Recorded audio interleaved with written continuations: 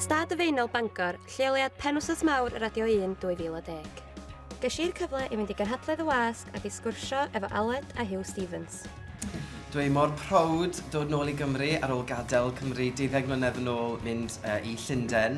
A dyma ni dod nôl i Gymru efo rhai o enwau mwyaf byd radio a byd cherddoriaeth yn y byd.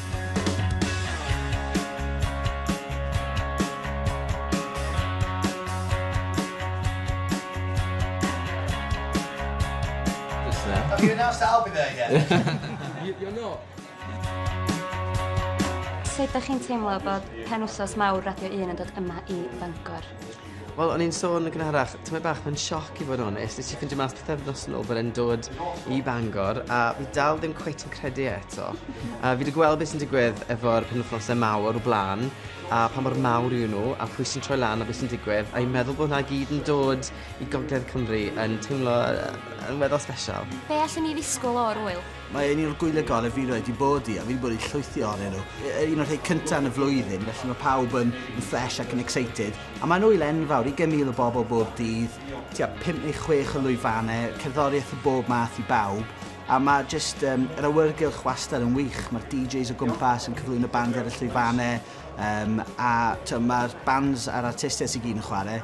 Does chi'n talu weld nhw'n chwarae unrhyw wyl arall yn y byd. Hwn di'r wyl mwyaf yn Ewrop hefyd sy'n am ddim, felly mae'n dipyn o beth, mae'n exciting iawn. A beth sy'n neis i bod bob rhan o Radio 1 yn mynd i fod yna i pobl fel Zayn, pobl fel Chris Moyles ar tîm, rhaglenni fel y Surgery neu Switch, llwyfan fel BBC Introducing a wedyn y llwyfan mawr. So mae bob rhan o Radio 1 yn mynd i fod yna am penwythnos.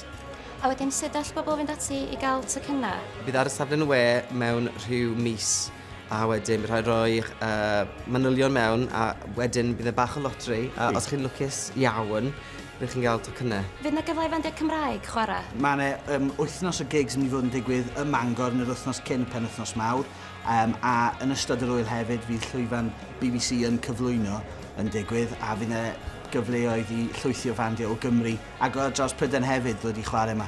Sut mae bandiau mynd ati wedyn i drio cael lle i chwarae yn ystod y penwythnos mawr?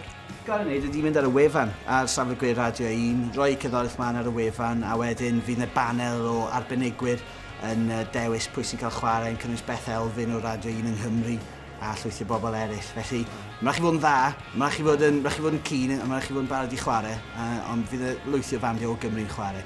A lot o look. A lot o look. Yeah. Diolch yn fawr iawn a welwn i chi'n mis Mai. Diolch.